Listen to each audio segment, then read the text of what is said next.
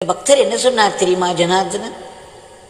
அவர் சொன்னார், வேறு எந்த வித்தியாசமும் நான் பார்க்கவில்லை, ஆனால் ஒன்று உண்டு. தினமும் ஸ்ரீராம ஜெயம் நான் எழுதி வருகிறேன். பல வருடங்களாக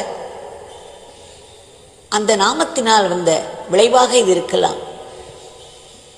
பார்த்தாயா ஜனார்தனா, ஸ்ரீராம ஜெயம் இவர் எழுதி வந்தார்.